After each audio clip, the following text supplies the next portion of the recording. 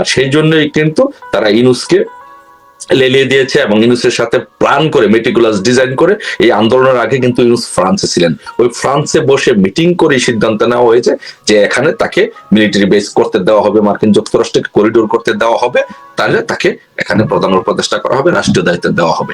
So সেই জন্যই তাকে দেওয়া হয়েছে। সো বেসিক্যালি ইউনূস হচ্ছে, আপনি বলতে পারেন যে ইউনূস বাংলাদেশের কেউ না, বাংলাদেশের জনগণও কেউ না। আপনি বলতে পারবেন যে বাংলাদেশের যে কতটা দুর্যোগ হয়েছে, বাংলাদেশ যতবার বিপদে পড়েছে, কোন বিপদের সময় এই ইউনূস এই দেশের জনগণের পাশে দাঁড়িয়েছে। আপনি বলতে পারবেন ৭১-এর মুক্তিযুদ্ধের সময় সে কিন্তু ইউনূস কিন্তু একজন প্রাপ্ত বয়স্ক মানুষ ছিল, কিন্তু সে কিন্তু মুক্তিযুদ্ধে যায়নি। কোন বাংলাদেশের কোন আন্দোলনে, ৯০ স্বৈরাচার বিরোধী আন্দোলন, বাংলাদেশের খরা, বন্যা, দুর্যোগ, প্রাকৃতিক দুর্যোগ, এই যে কোভিড হয়েছিল, ইউনূসের কোন অবদান আছে বলতে পারবেন? কোন ভ্যাকসিনের জন্য 10টি টাকা দিয়েছে ইউনূস? কোন মানুষের পাশে দাঁড়িয়েছে? একজন মানুষকে উনি 1 টাকা দিয়ে হেল্প করেছেন?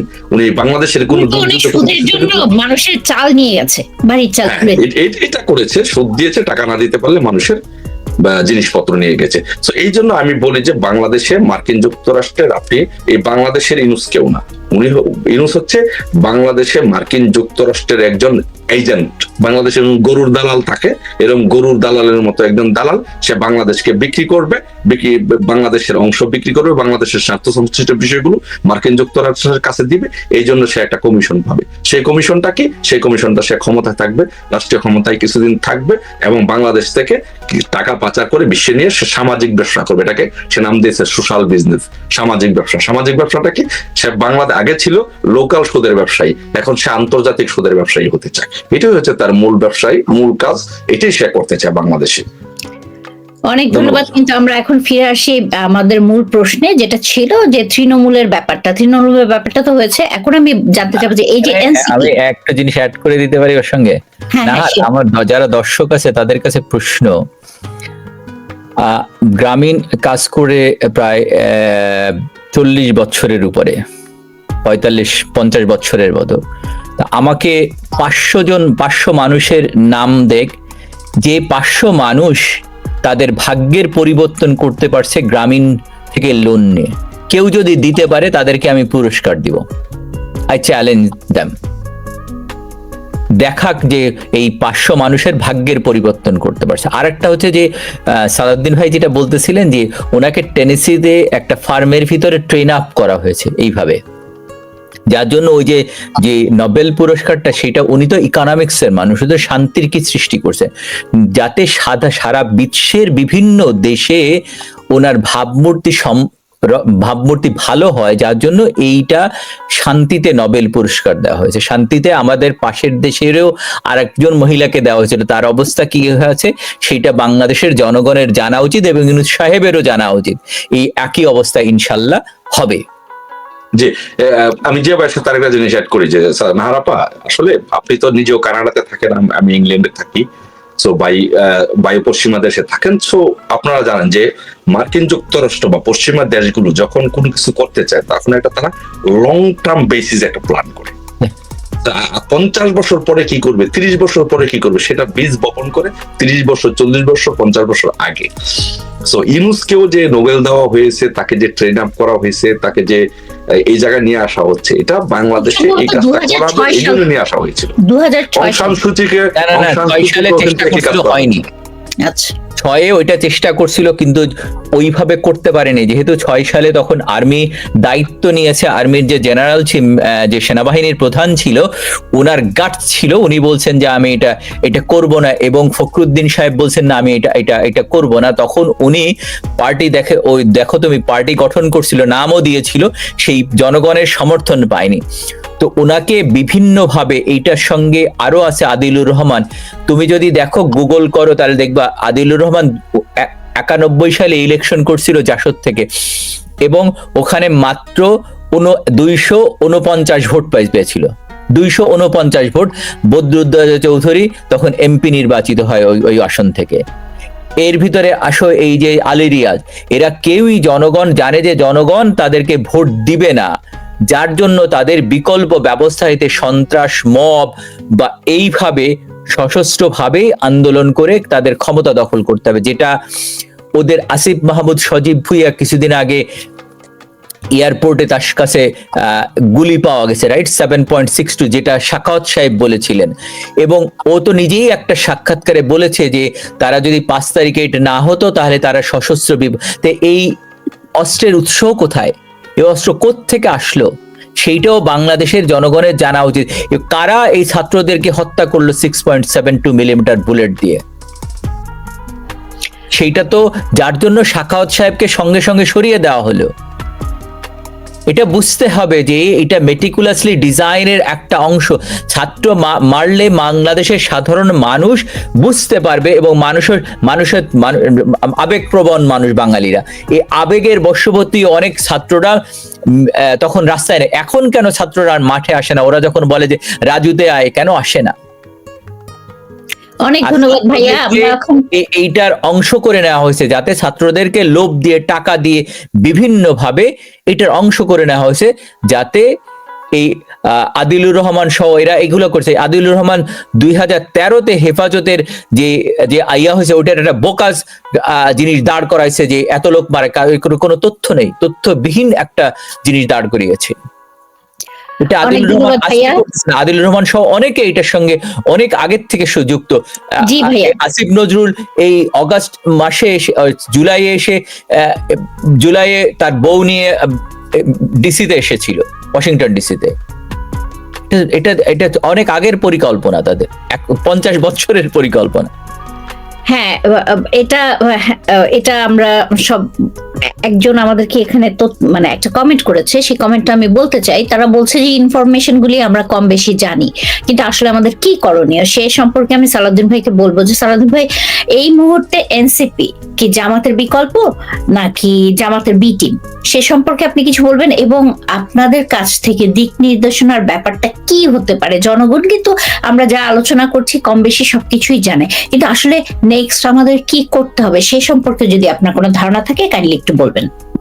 জি, ধন্যবাদ, অসংখ্য ধন্যবাদ আপনাকে। আপনি একটা চমৎকার প্রশ্ন করেছেন, গুরুত্বপূর্ণ প্রশ্ন করেছেন, যে সেই বিষয়টা হচ্ছে যে এনসিপি কি জামাতের বি টিম কিনা। আমি মনে করি যে এনসিপি জামাতের বি টিম না, এনসি হচ্ছে জামাতের সি টিম। জামাতের বি টিম আরেকটা আছে, সেটা হচ্ছে আমার এবি পার্টি, যেটা সেটা হচ্ছে জামাতের বি টিম, আর জামাতের সি টিম হচ্ছে এনসিপি। সো এই জামাত বেসিক্যালি বাংলাদেশের রাজনীতিতে সবসময় একটা মানে মুনাফিকি চরিত্র নিয়ে বাংলাদেশের মানুষের সামনে সবসময় আসে।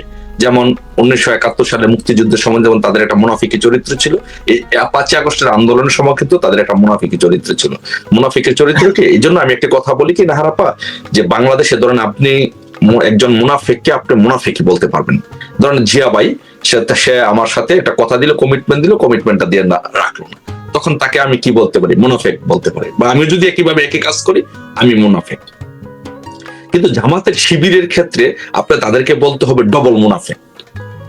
তারা হচ্ছে শুধু মুনাফিক না, তারা হচ্ছে ডবল মুনাফিক। ডবল মুনাফিক কিভাবে দেখেন, যে একজন শিবির আন্দোলনের সময় সে ছাত্রলীগ, শিবির কিন্তু পুরো 16 বছর এই ছাত্রলীগের ভিতরে ঢুকে তারা হেলমেট পরে হাতুড়ি দিয়ে মানুষকে আঘাত করে ছাত্রলীগের উপরে স্টিগমাটাইজ করার চেষ্টা করছে, ছাত্রলীগকে স্টিগমাটাইজ করছে, ছাত্রলীগের উপর নামটা দেওয়ার চেষ্টা করছে যে ছাত্রলীগ হাতুড়ি দিয়ে পিঠায় বা হেলমেট দিয়ে। কিন্তু এরা কিন্তু ছাত্রলীগের লুঙ্গির তলে ছিল, লুঙ্গির তলে থেকে তারা ছাত্রলীগ করে শিবির কিন্তু ছাত্রলীগের সাথে মিশেছে। তার মানে কি, তারা যখন শিবির হয়ে ছাত্রলীগের সাথে যখন ছিল, তখন তারা শিবিরের সাথে একরকম মুনাফিকি করেছে, এক জায়গার লোক আরেক জায়গায় এসে কাজ করেছে। আচ্ছা, তখন এরা যখন আবার ছাত্রলীগের সাথে যখন ছিল, যখন কোটা বিরোধী আন্দোলন হয়, তখন এরা আবার কি করছে, তখন কোটা বিরোধী আন্দোলনে চলে গেছে বৈষম্য বিরোধী ছাত্র নেতা হিসেবে। তখন আবার ছাত্রলীগের সাথে বেইমানি করছে, ছাত্রলীগের সাথে বেইমানি করে আবার বৈষম্য বিরোধী আন্দোলনে চলে গেল। তখন আবার মুনাফিকি করলো ছাত্রলীগের সাথে। আবার বৈষম্য বিরোধী আন্দোলনে যাওয়ার পরে কিছুদিন পরে তারা ঘোষণা দিল ঢাকা বিশ্ববিদ্যালয়ের সাংবাদিক সম্মেলন করে যে আসলে তারা শিবির ছিল, প্রথমে ছাত্রলীগ করছে, তারপরে বৈষম্য বিরোধী আন্দোলন করছে, তারপরে আবার শিবিরে চলে গেছে। এই যে তাদের চরিত্র, আপনি চরিত্রের বৈশিষ্ট্য দেখছেন, যে এই জন্য তাদেরকে বলি যে এই পৃথিবীতে প্রত্যেকটা মানুষকে যদি কেউ মুনাফিক হয় তাকে মুনাফিক বলতে পারে, কিন্তু শিবিরের ক্ষেত্রে তারা ডবল মুনাফিক, তাদের নির্দিষ্ট কোনো চরিত্র নাই। এই যে এখন আপনি বলেন যে এবি পার্টি কিন্তু তারা কিন্তু জামাতের বি টিম, এটা তাদের চরিত্র। আবার এই এনসিপি হচ্ছে জামাতের আরেকটা টিম, সেই টিম, এটাও তাদের আরেকটা চরিত্র।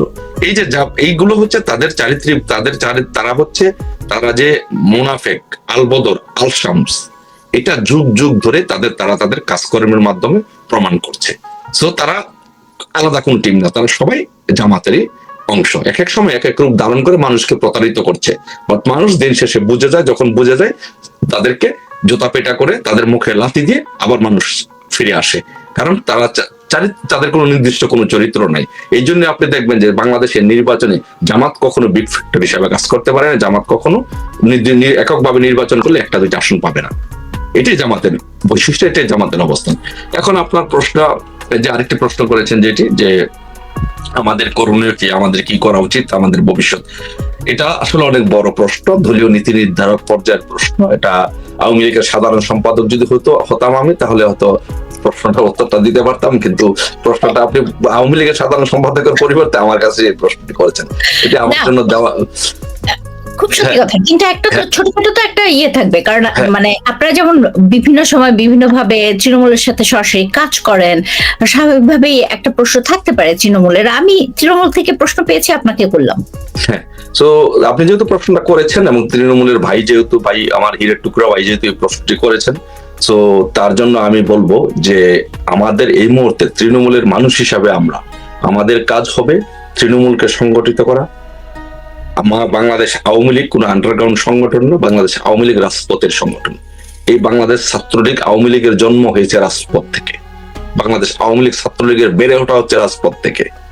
তো আমাদের যেটা করতে হবে এখন, রাজপথে আমাদেরকে শক্তি প্রদর্শন করতে হবে, সুসংগঠিত করতে হবে, দলকে সুসংগঠিত করে সকল ভেদাভেদ ভুলে সবাইকে ঐক্যবদ্ধভাবে রাজপথে একটি আন্দোলন সংগ্রামের মাধ্যমে এই ফ্যাসিস্ট স্বৈর শাসক, নিকৃষ্টতম, পৃথিবীর নিকৃষ্টতম স্বৈর শাসক এই ইউনূসকে বাংলাদেশের মাটি থেকে হটাতে হবে, নতুবা বাংলাদেশের স্বাধীনতা, সার্বভৌমত্ব এবং মানুষের জীবন বিপন্ন হবে।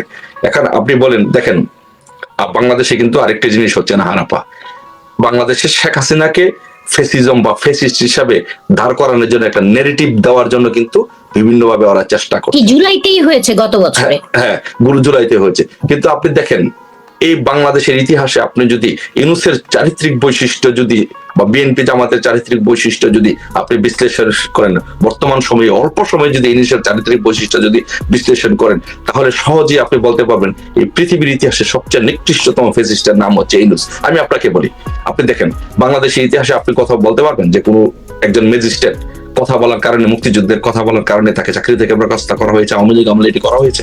হয় নাই। একজন অধ্যক্ষ সেনাকে আওয়ামী লীগকে সংগঠিত করছেন, এই জন্য তাকে গ্রেপ্তার করা হয়েছে। বাংলাদেশের ইতিহাসে এরকম ধরনের ঘটনা আপনি দেখাতে পারবেন?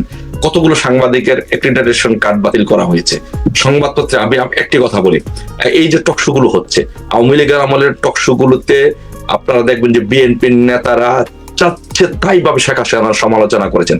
প্রত্যেকটা টেবিলে একজন বিএনপি নেতা ছিলেন, একজন আওয়ামী লীগের নেতা ছিলেন, একজন অন্য দলের নেতা ছিলেন, এইভাবে আলোচনাগুলো হয়েছে। আজকে কি হচ্ছে? আজকে কোনো বিরোধী টেবিলের টকশো গুলোতে আপনি কোনো বিরোধী দলের মানুষ দেখাইতে পারবেন? আওয়ামী লীগের মুক্তিযুদ্ধের পক্ষের কোনো মানুষ দেখাইতে পারবেন না। তার মানে কি হচ্ছে? ফ্যাসিজমের সর্বোচ্চ পর্যায়ের জায়গায় চলে গেছে এই ইউনূস। আর আরেকটি বিষয় আপনাকে বলি, আওয়ামী লীগ 16 বছর ক্ষমতা ছিল। আপনি কি বলতে পারবেন যে আওয়ামী লীগ কোন রাজনৈতিক দলকে নিষিদ্ধ করেছে, রাজনৈতিক দলের কার্যক্রম নিষিদ্ধ করেছে? বিএনপি কে নিষিদ্ধ করেছে? করে নাই তো। আজকে কি হয়েছে? ফ্যাসিস্ট ইউনূস, স্বৈর শাসক ইউনূস ক্ষমতায় এসে আওয়ামী লীগের রাজনৈতিক কার্যক্রম নিষিদ্ধ করা হয়েছে, আওয়ামী লীগের নিবন্ধন স্থগিত করা হয়েছে, ছাত্রলীগকে নিষিদ্ধ করা হয়েছে, যুবলীগ, স্বেচ্ছাসেবক লীগের রাজনৈতিক কার্যক্রম স্থগিত করা হয়েছে, নিষিদ্ধ করা হয়েছে। তার মানে কি এই পৃথিবীর ইতিহাসে তার ইউনূসের এই কার্যকলাপ, এই পৃথিবীর ইতিহাসে সবচেয়ে নিকৃষ্টতম ফ্যাসিস্টের নাম হচ্ছে এই স্বৈর শাসক ফ্যাসিস্ট জঙ্গি ইউনূস। ধন্যবাদ আপনাকে। অনেক ধন্যবাদ। আমরা ফিরে যাব জিয়া ভাইয়ের কাছে। জিয়া ভাই, একই প্রশ্ন আমি আপনাকে করতে চাই, কারণ প্রত্যেকের চিন্তা ভাবনা ভিন্ন এবং প্রত্যেকটা চিন্তাই অত্যন্ত গুরুত্বপূর্ণ। আপনার কাছে জানতে চাইবো, এই যে জামাতের কি বি টিম এনসিপি নাকি জামাতের বিকল্প, আপনি কিভাবে দেখেন? এবং জামাতের যে চালাকিটা তারা করলো, একদম খুব সুন্দরভাবে জুলাই মাসে মানুষকে প্রতারিত করলো, একদম 5ই আগস্ট কেন 8ই আগস্টের পরে মানুষ জানতে পারলো যে জামাত এখানে ছিল। কিন্তু যদিও আমরা দেখি যখন সেনাপ্রধান প্রথম ডাকেন, সে হচ্ছে জামাতের আমিরকে, হ্যাঁ, তখনই কিন্তু একটা মানে ধাক্কা খেয়েছে বাঙালি জাতি। তো এই যে তাদের আসলে তাদের স্বরূপটা কি, আপনি যদি একটু বলতেন। এরা যেটা সালাউদ্দিন ভাই বললেন, আমি ওনার সঙ্গে একমত। সেটা হচ্ছে যে ওদের, যখন আমি এর আগেই বলেছিলাম যে যখন ওদের নিবন্ধন বাতিল হয়ে যায়, কারণ এটা হচ্ছে প্রতিটা দেশেরই যে বিচার বিভাগ, তাদের একটা দাঁড়িপাল্লা ইউজ করা হয় সব জায়গায়, পৃথিবীর সব দেশে। যার জন্য এইটা ওই কারণেই বাতিল করে দেওয়া হয়। তখন তারা দেখলো যে তাদের দলও বাতিল হতে পারে, তখন তারা এবি পার্টি নামে একটা পার্টি গঠন করে, যাতে ওই পার্টিতে তারা সবাই মার্জ করতে পারে। এবং দেখতে পারবে যে এবি পার্টির প্রতিটা তখন কমিটি করা হলো সব, যাতে ওদের যে নিয়ম, যে নিবন্ধন পেতে গেলে যে নিয়মগুলি সবগুলি উইদিন এ উইকের ভিতর করে ফেলা হলো। তার মানে এটা জামাতের একটা বি টিম হলো।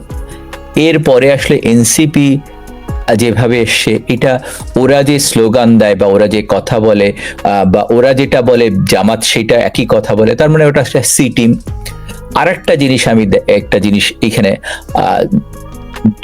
প্রকৌশল বিশ্ববিদ্যালয়ের সবচেয়ে ঘটনাবহুল আবরার হত্যাকাণ্ড, এই আবরার হত্যাকাণ্ডের সঙ্গে যারা জড়িত ছিল তাদেরকে বিচারের আওতায় আনা হয়, তাদেরকে বিচার করা হয়। এবং আসামি পক্ষের বিচারের, আসামিদের পক্ষে যে আইনজীবী লড়ে, সেটা হচ্ছে শিশির মনির, যিনি একসময় শিবিরের সভাপতি ছিলেন, পরবর্তীতে এখন জামাত নেতা। এবং এর ভিতরে কয়েকজনের ফাঁসির আদেশ হয় এবং তাদেরকে কন্ডেম সেলে রাখা হয়। এই ফাঁসির আদেশ যার ভিতরে, তাকে কিন্তু তার কন্ডেম সেল থেকে কিভাবে 5ই অগস্টের পরে উধাও হয়ে গেছে। তার মানে এরাই আবরারকে মেরেছে, পিটিয়েছে। যেটা বললেন যে ওরা নিজেরাই স্বীকার করেছে কিছুদিন আগে যে আমরা হেলমেট পরে, এটা ছাত্রলীগের একটা ভুল যে তারা কেন দেখেনি বা তারা কেন এইটা খোঁজ নেয়নি কারা হেলমেট পরছে তাদের মিছিলে, কেন তাদেরকে আইডেন্টিফাই করে তাদেরকে বহিষ্কার করলো না। এই দায়ভার ছাত্রলীগকে নিতে হবে, কারণ তারা এইটা কেন হতে দিল। শিবির তো এখন স্বীকারই করে যে তারা হেলমেট পরেছে, তারা হেলমেট পরে যত মানুষকে পিটানো দরকার, মানুষকে গুলি করা দরকার, সেগুলি তারা করেছে একটাই কারণে, যাতে তারা ছাত্রলীগের নামে একটা বদনাম ছড়াতে পারে, ছাত্রলীগের নামে একটা ট্যাগ দিতে পারে, একটা ন্যারেটিভ তৈরি করতে পারে। এইটা তাদের দায়িত্ব ছিল। কিন্তু ছাত্রলীগ যারা করে, যারা দায়িত্বে ছিল, ছাত্রলীগের সভাপতি, সাধারণ সম্পাদক সহ ঢাকা বিশ্ববিদ্যালয়ে ছাত্রলীগের যে কমিটি ছিল অথবা অন্য বিশ্ববিদ্যালয়, কেন তারা এইটা বুঝতে পারে না? তাদেরকে মাথায় এইটুক বুদ্ধি ছিল না যে এইটা আমাদের দলের ছেলেরা করতে পারে না। বঙ্গবন্ধু, আওয়ামী লীগ তার পকেট থেকে আসেনি। আর ছাত্রলীগের জন্ম আওয়ামী লীগ দেয়নি, আওয়ামী লীগের জন্ম ছাত্রলীগ দিয়েছে। ছাত্রলীগের জন্ম আগে হয়েছে, তারপরে আওয়ামী লীগের জন্ম হয়েছে। আর যেখানে বিএনপি ছাত্রলীগ দলের জন্ম দিয়েছে, জামাত ইসলামের শিবিরের জন্ম দিয়েছে, কিন্তু আওয়ামী লীগ ছাত্রলীগ আওয়ামী লীগের জন্ম দিয়েছে। সুতরাং ছাত্রলীগের ছেলেদের তো এটা বোঝা উচিত ছিল যে কারা করছে, কেন আমরা এটা প্রতিহত করতে পারিনি। যার জন্য এটা দায়ভার কিছুটা ছাত্রলীগের উপরে বর্তায় যে তারা কেন তাদের তৃণমূল কর্মী বা যারা ত্যাগী কর্মী তাদেরকে কেন মূল্যায়ন করতে পারেনি। তো এইটা তাদের একটা বড় ব্যর্থতা। আওয়ামী লীগ কখনো ইলেকশনকে ভয় পায় না। বিএনপি জামাত জানে তারা সঠিক নির্বাচন হলে জনগণ তাদেরকে ভোট দিবে না। 70 সালে যখন নির্বাচন হয় তখন ভাসানীয় নির্বাচন প্রত্যাখ্যান করেছিল, ভোটের বক্সে মালতি মারো, তারা ভোট রাজনীতি, কারণ ভোট জানে জনগণ ভোট দিবে না। বঙ্গবন্ধু বলছেন আমরা জনগণের ভোটের মাধ্যমে নির্বাচিত হব, যার জন্য 70-এর নির্বাচনে বঙ্গবন্ধু অংশ নিছে। 70-এর নির্বাচনে নিরঙ্কুশ সংখ্যাগরিষ্ঠতা পেয়েছে বঙ্গবন্ধু। আবার এসে ইভেন জিয়াউর রহমানের সময় আওয়ামী লীগ জানে আওয়ামী লীগকে জোর করে হারানো যায়, তারপরে আওয়ামী লীগ নির্বাচনে অংশগ্রহণ করেছে। তো তোমরা হয়তো ছোট ছিলা, 86-তে যে নির্বাচন হয়, যেটা বলা হয় মিডিয়া কুয়ের মাধ্যমে, তখন আওয়ামী লীগ অংশ নেয় এবং যখন দেখতেছে আওয়ামী লীগ আগায় যাচ্ছে তখন সমস্ত নির্বাচনে ফলাফল বন্ধ করে দেওয়া হয় এবং আওয়ামী লীগকে পরাজিত করা হয়। এটা নতুন কিছু না, আওয়ামী লীগের বিরুদ্ধে ষড়যন্ত্র। তারপরে 91-তেও আমরা দেখেছি 96-তে ফাইনালি আওয়ামী লীগ ক্ষমতায় জিয়া ভাই, আসে, 2001 আপনাকে সালে জিয়া আমরা- ভাই, আই এম সরি, আপনাকে একটু থামানোর জন্য আমি দুঃখিত। এখানে একটা কমেন্ট আসছে, sir ma'am, American deep state শুনেছি বাস্তবায়নের জন্য ডক্টর ইউনূস সহ সব উপদেষ্টারা একযোগে কাজ করছেন, তা কতটুকু সত্য, এটা যদি একটু বুঝিয়ে বলতেন। হ্যাঁ, ডিপ স্টেট তো তারা, তুমি যদি দেখো যে ইউনূস সাহেবের সঙ্গে জর্জ সোরস অনেকবার মিটিং করেছে, এবং এই মিটিংগুলি যদি বঙ্গবন্ধু কন্যার সঙ্গে হতো, বাংলাদেশের মোল্লারা ওয়াজে ফাটাই দিত, অথবা নেতানিয়াহুর মতো মানুষের সঙ্গে যখন ইউনূস সাহেব করমর্দন করে, কোলাকুলি করে, অথবা টাকা দেয়, তখন তো এটা নিয়ে আমাদের মোল্লারা কোনো কথা বলে না। এবং জর্জ সোরস নিজেই তো ওই একই দিকের লোক। তো এটা এবং প্রেসিডেন্ট ট্রাম্প বারবার বলেছে গত বৎসর 2024 সালে বাংলাদেশে $29 মিলিয়ন গেছে এই ডিপ স্টেটের টাকা, যেটা জর্জ সোরসের মাধ্যমে, ইউএসএইড এর মাধ্যমে। এটা তো গত 4 বছরে $129 মিলিয়ন গেছে বাংলাদেশে এই সরকার পতনের জন্য। এটা তো প্রেসিডেন্ট ট্রাম্পই বলেছে। এবং প্রেসিডেন্টের যে তোমার তুলসী গ্যাবার্ড, যিনি সমস্ত গোয়েন্দাদের প্রধান, উনিও বলেছেন যে বাংলাদেশে মাইনরিটিদের পরে আক্রমণ করা হচ্ছে, হিন্দু, বৌদ্ধ, খ্রিস্টান, এদের সবার পরে আক্রমণ করা হচ্ছে, আহমেদি কমিউনিটির পরে, বিরোধী দলের পরে। এটা তো নতুন কোনো কিছু না, এটা সবাই জানে। কিন্তু এইটার সঙ্গে সম্পূর্ণভাবে ইউনূস সাহেব যুক্ত, এবং তার যে উপদেষ্টা আছে, এই যে যাদের নাম আদিলুর রহমান থেকে শুরু করে খলিলুর রহমান, তারপরে তোমার আসিফ নজরুল সহ সবাই জড়িত। হয়তোবা এই যে ব্রিগেডিয়ার শাখাওয়াত জড়িত ছিলেন না, কারণ যার জন্য উনি ওনার ওই কথাটা বলতে পেরেছিলেন যে এই যে আন্দোলন হয়েছে, এই আন্দোলনে 7.60 মিলিমিটার বুলেট ইউজ করা হয়েছে, যেটা বাংলাদেশ পুলিশ এবং আর্মি ব্যবহার করে না। তোমার মনে থাকবে কিছুদিন আগে এই আনু মোহাম্মদ সাহেব কিছুদিন আগেও বলেছেন যে উনি একটা লেখা লিখেছিলেন যে এরকম গুলি করা হয়েছে, পরে উনি স্বীকার করেছেন নিজুম মজুমদারের সঙ্গে একটা টক শোতে যে না, এইটা আমি ভুল করেছি। এইটা অনেকে মানুষকে ধোঁকা দেওয়া। ঢাকা বিশ্ববিদ্যালয়ের শিক্ষকরা তো এখন আসমান কাঁপে না, জমিন কাঁপে না, অথবা বাথনের মতো, অথবা ফারিয়ার মতো মানুষ যখন বলেছে, এখন যখন আমাদের মা বোনরা বিবস্ত্র হয়, তখন তাদের আসমান কাঁপে না, জমিন কাঁপে না। অথবা কিছুদিন আগে যারা বলেছে সুদখোর, সুদ হারাম হারাম, এখন বলে হালাল হালাল হালাল। অথবা যখন এই আমাদের যারা ধর্মপ্রচার করতে বাংলাদেশে গিয়েছিল আউলিয়া, 360 জন আউলিয়া, তাদের মাজার যখন ভাঙা হয়, তখন এদের আরশ কাঁপে না। তখন তো আমাদের মোল্লারা কোনো কথা বলে না। কেন কথা বলে না?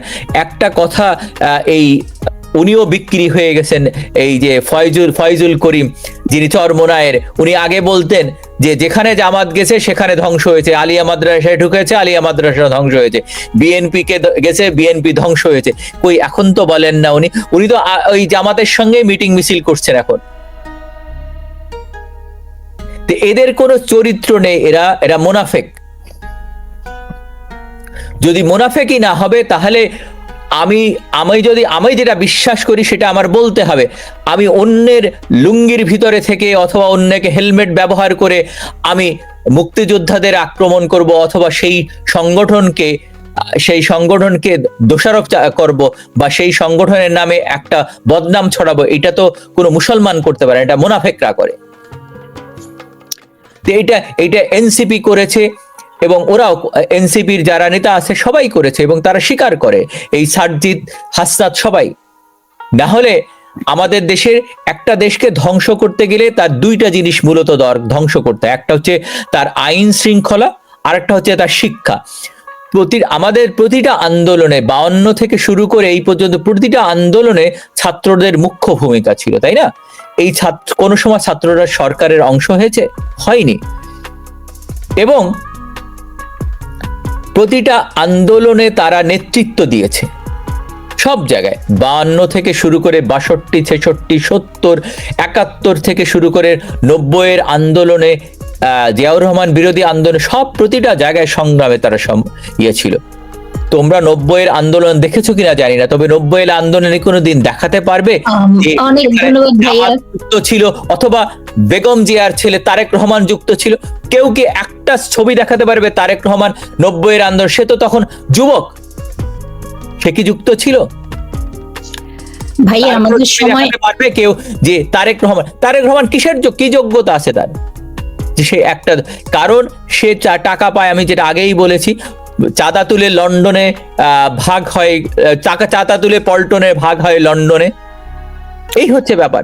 ভাইয়া অনেক ধন্যবাদ। এখন সে একটা দলের নেতৃত্ব দেয়। আর আপোষহীন, কাকে আপোষহীন বলো তোমরা? একটু বলে দেখি, আপোষহীন কাকে বলো? যে স্বামী হত্যার বিচার চায় না, যে বাবা হত্যার বিচার চায় না, সে কিসের আপোষহীন? আমি একটা জিনিস মাঝে মাঝে বলে থাকি, সেটা হচ্ছে যে এক ছেলে এসে বলছে আমি তো এক বাঁচা বাঁচলাম, আমার বাপকে মারছে, আমি পিছন দিয়ে দৌড়ে আসছে। বঙ্গবন্ধুর সৈনিকরা ওই রকম না, তারা বঙ্গবন্ধু হত্যার সারা জীবন যে বিচার চেয়েছে, এখনো চাইছে। কিন্তু তুই দেখাতে পারবা কখনো তারেক রহমান বা বেগম জিয়া কোনোদিন বলেছে আমরা আমার বাবা হত্যার বা স্বামী হত্যার বিচার চাই?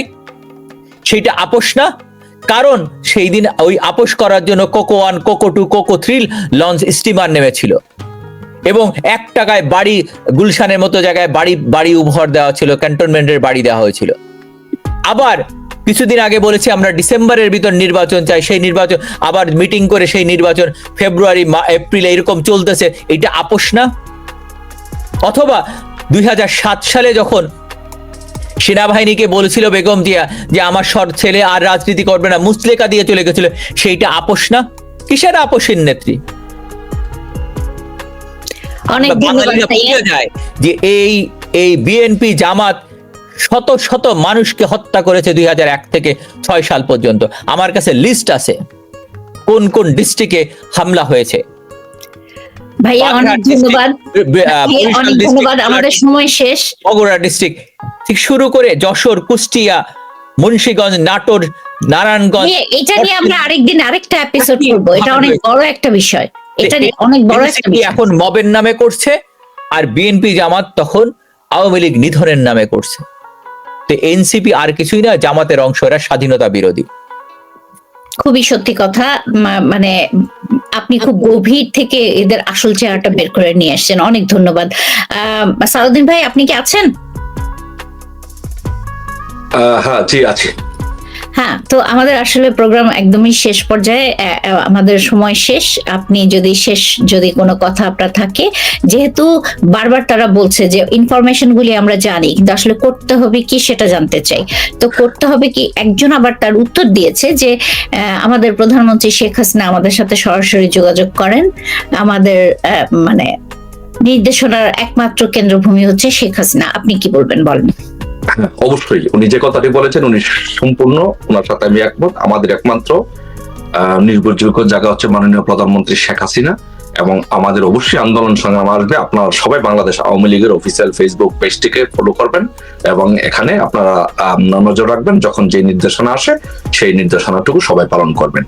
আর অবশ্যই আমাদেরকে যেটা করতে হবে, সকলকে এই মুহূর্তে ঐক্যবদ্ধভাবে, ভেদাভেদ ভুলে ঐক্যবদ্ধভাবে কাজ করতে হবে। রাজপথে আন্দোলন সংগ্রাম করার জন্য সকলকে প্রস্তুতি নিতে হবে, ঐক্যবদ্ধ থাকতে হবে।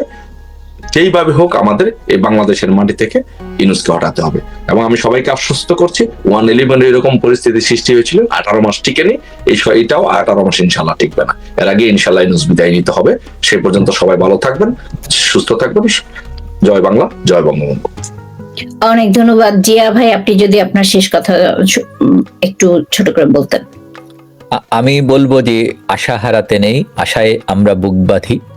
বঙ্গবন্ধু হত্যার পরে